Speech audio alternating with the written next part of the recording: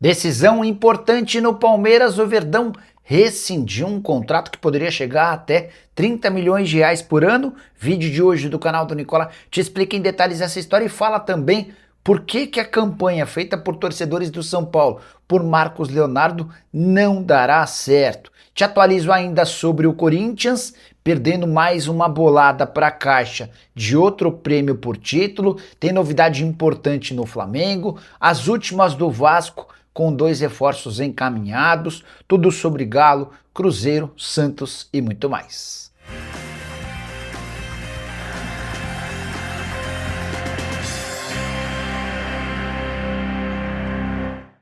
Fala aí pessoal, sou Jorge Nicola, bem-vindos a mais um vídeo do canal. Sempre bom ter vocês por aqui, sempre perder tempo, pedir para deixar o like, se inscrever no canal e ativar as notificações antes das notícias. Bora brincar com o palpitão do Nicola nessa terça-feira. Preciso de 2 resultados, da vitória do Leverkusen contra o Sampaoli, jogo da Copa da Alemanha, e da vitória do Barcelona contra o Albacete, jogo da Copa do Rei. Esses 2 resultados garantem uma odd de 1,82. É como se a gente quase dobrasse o valor da nossa fezinha para pegar esse bilhete prontinho, exatamente com a minha sugestão. Basta clicar no link do comentário fixo, você vai fazer seu cadastro na mais antiga parceira do canal do Nicola e automaticamente o bilhete aparece para você. Combinado? Agora sim, bora começar o vídeo com aquele tradicional giro de notícias para contar que Verratti desencantou. Em sua terceira partida com a camisa do Cerro Porteño, ele marcou o primeiro gol com a camisa do time paraguaio, vitória por 2-0 contra o Sportivo Luquenho. Bora te falar agora sobre um aporte de 150 milhões de reais prometido no Botafogo, com direito também à saída do CEO. Houve uma reunião nas últimas horas entre John Textor e o presidente do Botafogo Associativo, João Paulo Magalhães. Nessa reunião, Textor assegurou que ainda nessa semana haverá o depósito de cerca de 150 milhões de reais. A data prevista e combinada entre Textor e JP é quinta-feira. Com esse dinheiro, o Botafogo pretende quitar seu transfer ban, que lhe permitiria inscrever reforços que ainda não puderam jogar na temporada de 2026. O restante da grana vai ser utilizado para equacionar contas.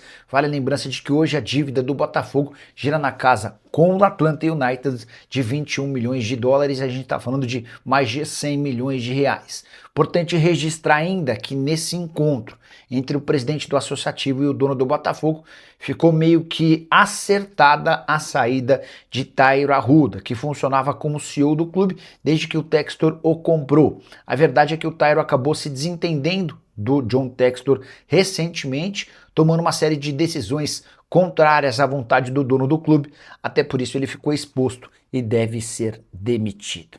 Hora de falar sobre o Santos, prometendo um pacotão de patrocinadores para os próximos dias. O Santos espera anunciar diversos espaços que estavam livres com novos parceiros. Há 4 propagandas que estão vagas no uniforme santista, um enorme prejuízo. Isso chama ainda mais atenção pelo fato de o Santos ter conseguido a renovação do contrato do Neymar e ter contratado o Gabigol para 2026. Ninguém imaginava que com essa dupla o Santos teria tanta dificuldade em relação a patrocínios. A expectativa é de que o patrocínio Master seja assinado com uma empresa inglesa, vínculo de pelo menos 2 anos. Essa empresa quer ampliar investimentos e parcerias no mercado sul-americano e vê o Santos como uma posição estratégica. Só para completar, importante registrar que o Santos calcula uma perda de mais de 90 milhões de reais com esses 4 espaços vazios. Se o pacotão de patrocínios for confirmado nos próximos dias, o Santos diminui o tamanho desse prejuízo e passa a deixar de sofrer tanto. Só para completar, dentro de campo as coisas não têm funcionado, são 6 partidas sem vitória. Nessa quarta-feira na Vila Belmiro, confronto contra o São Paulo, agora válido pelo Campeonato Brasileiro. E se perder, é natural que Juan Pablo Vojvoda seja demitido a 2 rodadas do fim do Paulistão, onde o Santos corre risco de rebaixamento. Bora falar agora sobre o início ruim que mudou os planos do Cruzeiro para o restante do ano. Vamos lá. Recentemente, quando o Gerson foi contratado, Pedro Lourenço, dono da SAF da Raposa, assegurou que o Cruzeiro não faria mais contratações. Também ouvi isso de gente importante do departamento de futebol. A compreensão é de que com Gerson, Chico da Costa, Neisser Villarreal, Matheus Cunha e Fagner, o elenco estava basicamente resolvido. Nem a questão do zagueiro deixou de ser prioridade com a permanência do Jonathan Jesus, que não foi negociado com o Zenit. Mas, apesar desses 177 milhões de reais investidos e de 5 reforços, o Cruzeiro decidiu mudar de ideia e está em busca de alternativas no mercado. Os nomes não foram divulgados, mas a percepção é de que 4 derrotas em 7 jogos vão obrigar o Pedro Lourenço a gastar mais para equilibrar o time. O time titular é bom, o time reserva ainda tem uma série de lacunas e o Tite é o responsável por analisar quais as posições mais carentes para que o Cruzeiro se utilize da janela para trazer mais contratações. Resta um mês até o fim da janela de transferências que se encerra em 3 de março. Embora a gente precise lembrar que vai haver uma extensão dessa janela para atletas que disputaram o campeonato estadual. Então a verdade é que o Cruzeiro tem mais de um mês e meio para fazer ajustes no seu elenco. Já o Atlético Mineiro tem péssima notícia. Alexander sofreu um rompimento no ligamento colateral medial do joelho esquerdo na vitória contra o Pouso Alegre neste final de semana. O jogo foi disputado na cidade de Pouso Alegre e o Galo venceu de virada. O Alexander não havia conseguido, com o Jorge Sampaoli, se tornar uma peça protagonista, um titular do time, mas sempre foi muito defendido por torcedores do Galo. Acontece que, por conta dessa lesão, que não foi divulgado o prazo de recuperação, essa sequência pode ser quebrada, o que reforça a necessidade de contratação para essa função. São Paulo tem batido muito na tecla de que o Galo ainda precisa de forma urgente de um zagueiro e de um volante. Não se descarta também a contratação de um camisa 10 e um meio atacante. Lucas Assad, embora as negociações com o Alaú sejam bem complicadas, segue na mira atleticana. Bora falar agora sobre o Vasco com 2 reforços praticamente contratados. Nas últimas horas, Cruz Maltino avançou pela chegada do Cuiabano e também pela compra de Spinelli. Bora começar falando sobre o Cuiabano, lateral esquerdo, brasileiro de 22 anos de idade. Nottingham Forest e Vasco se acertaram para um empréstimo com opção de compra. Empréstimo de 1 milhão de euros, opção de compra de 10 milhões de euros. Confesso que me assustei com as cifras. Vale a lembrança de que o Cuiabano havia sido vendido no ano passado pelo Botafogo ao Nottingham Forest por 6 milhões de euros. Ele não fez nada desde que foi vendido para que se valorizasse tanto, rendendo quase o dobro do valor. Pelo contrário, no Forest só conseguiu jogar pela equipe sub-21. De qualquer forma, é reforço importante. Cuiabano, na minha opinião, tem mais potencial do que o Lucas Piton, que deve ser vendido muito em breve. O Besiktas era um dos interessados. Cuiabano só aguarda a liberação do Forest para viajar ao Rio de Janeiro, realizar exames médicos e assinar o contrato até o fim do ano. Sobre Spinelli, centroavante argentino que pertencia ao Independiente Del Valle. Discussão antiga entre Vasco e Del Valle sobre as condições do negócio. E o acordo está praticamente sacramentado por 2 milhões e 400 mil dólares, compra que vai ser feita de forma parcelada. Spinelli vai assinar um contrato de 3 anos. Os clubes, inclusive, já estão trocando minutas de contrato. Importante registrar que o Spinelli chega para receber metade do salário de Verratti. Hora de falar sobre o Flamengo, que ainda deve conseguir escapar do quadrangular do rebaixamento.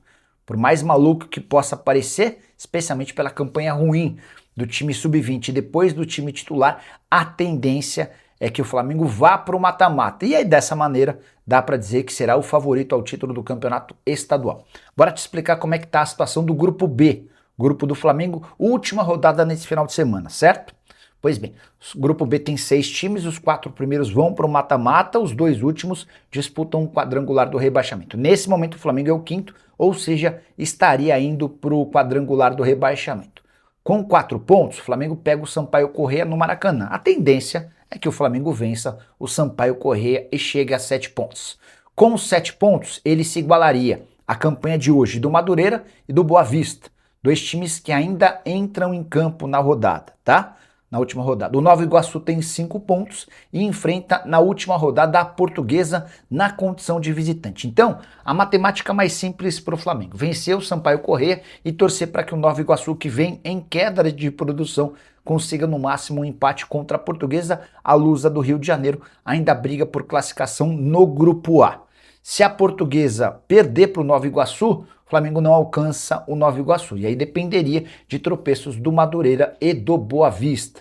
Só para completar, lembrar que o Bangu pega o Boa Vista, em Moça Bonita, o Volta Redonda recebe o Madureira. O que você pensa sobre a possibilidade de o Flamengo participar do quadrangular contra o rebaixamento? Foi para evitar essa circunstância que o Flamengo mudou o seu planejamento. Você vai lembrar que o Sub-20 disputaria 6 rodadas da fase de grupos do Campeonato Carioca. Depois de 3 rodadas, em que perdeu 2 jogos e empatou 1, o presidente BAP determinou que o time principal voltasse a campo. O problema é que, apesar de ter vencido o Vasco, o Flamengo perdeu pro Fluminense, complicando sua situação.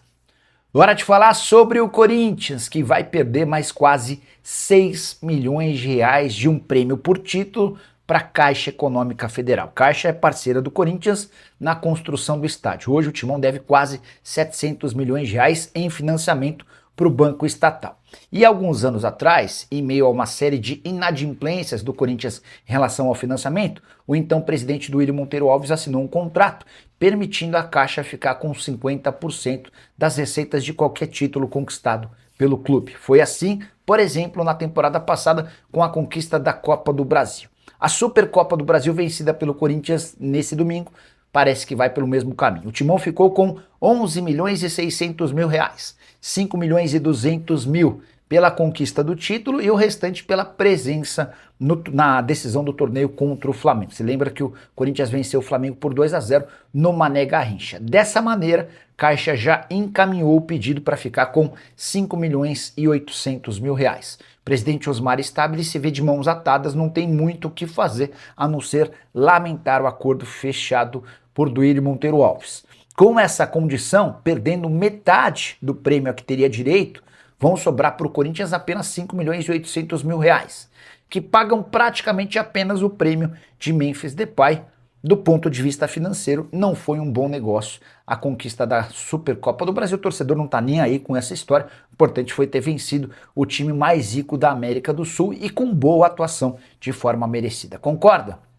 Hora de falar sobre Marcos Leonardo. Existe alguma chance de o centroavante de 22 anos de idade, que é torcedor declarado do São Paulo, virar reforço do tricolor? Por que eu estou colocando essa pergunta? Nas últimas horas, nas redes sociais, torcedores do São Paulo fizeram uma grande campanha pedindo que o Marcos Leonardo aceitasse a possibilidade de jogar no São Paulo. No ano passado, no finalzinho da janela na Arábia Saudita e também no Brasil, existiu uma negociação que quase terminou com um acerto. O Marcos Leonardo, na oportunidade, estava ficando fora da lista de inscritos do Campeonato Saudita. E por ser torcedor do São Paulo, muito animado com a chance de defender o clube do coração, Marcos Leonardo fez enormes esforços. Na última hora, o Al Hilal decidiu não negociar. Por que agora torcedores do São Paulo voltaram com essa campanha? Porque o Marcos Leonardo quase se mudou para o Atlético de Madrid. Operação de empréstimo com opção de compra de 40 milhões de euros. O negócio morreu porque o fundo saudita, que administra os 4 principais clubes do país, não conseguiu levar o Benzema do Al Ittihad para o Al Hilal. Sem uma reposição por Marcos Leonardo, o negócio foi desfeito. Por que eu estou contando toda essa história? Para dizer para o torcedor do São Paulo que não existe nenhuma chance de o Marcos Leonardo sair do Al Hilal para jogar no tricolor. Ele iria para o Atlético de Madrid com a perspectiva da retomada, da recuperação dos 40 milhões de euros. E mais, isso só aconteceria se o Benzema fosse contratado. A janela na Arábia Saudita já está encerrada. Então, não haveria possibilidade para o Al Hilal de reposição ao Marcos Leonardo. E aí tem um outro ponto importante. Centroavante brasileiro ex-Santos. É o artilheiro do time na temporada, 14 gols, 5 a mais do que o Rubem Neves. Ele tem o dobro de gols do Darwin Núñez. Centroavante ex-Liverpool, contratado com um enorme moral e muito mais caro do que ele. Para completar, Marcos Leonardo também é o artilheiro da Champions Asiática, 24 jogos, 14 gols e mais uma assistência. Marcos Leonardo só sairia do Al Hilal por um negócio do ponto de vista financeiro maior. Não vai acontecer nem com o São Paulo, nem com qualquer outro clube do Brasil. Quero te contar agora que o Palmeiras anunciou o rompimento de um contrato que poderia lhe garantir até 30 milhões de reais por ano. Na noite dessa segunda-feira, por meio de uma nota, o Palmeiras colocou um ponto final no contrato com o Grupo Fictor, empresa que deve cerca de 4 bilhões de reais no mercado, e envolvida em uma série de suspeitas, polêmicas e investigações que incluem até o Banco Master. Para se ver livre de qualquer situação relacionada a isso, o Palmeiras pôs um ponto final nas tratativas e também no acordo, que tinha 3 anos de duração e só se encerraria em dezembro de 27. O Palmeiras tinha com a Victor 25 milhões de reais por ano garantidos, além de 5 milhões de reais em bônus. Esse patrocínio garantia o espaço nas costas do uniforme do time principal masculino e feminino, além do patrocínio Master nas equipes de base. O Victor também tinha direito a dar nome a um campeonato organizado pelo Palmeiras para as categorias de base. Hoje, a dívida da Victor com o Palmeiras gira na casa dos 2 milhões e 600 mil reais. O Palmeiras vai exigir ressarcimento dessa grana. Não se descarta, inclusive, no Verdão, que o Palmeiras, via justiça, exige o pagamento de todo o restante da grana. Vale a lembrança de que a Victor, no domingo, pediu recuperação judicial e carência de 180 dias em relação a todas as suas obrigações com investidores. Muita gente perdeu bastante dinheiro com o Grupo Victor, dívida estimada em 4 bilhões de reais. Agora o Palmeiras precisa, com urgência, buscar no mercado uma reposição, 25 milhões de reais por temporada. Mesmo para um clube super organizado como o Palmeiras, é bastante dinheiro. O que você pensa sobre mais essa situação ruim no Verdão? Parece que as coisas viraram, né? Uma série de notícias positivas acompanharam o Palmeiras nos últimos anos, mas de 2025 para cá, especialmente com a falta de resultados em campo, notícias ruins também têm aparecido com frequência no noticiário alviverde. Use o espaço para comentário para opinar sobre o que quiser. Não esquece de deixar like e de se inscrever no canal. A gente se encontra assim que surgir notícia. Tchau.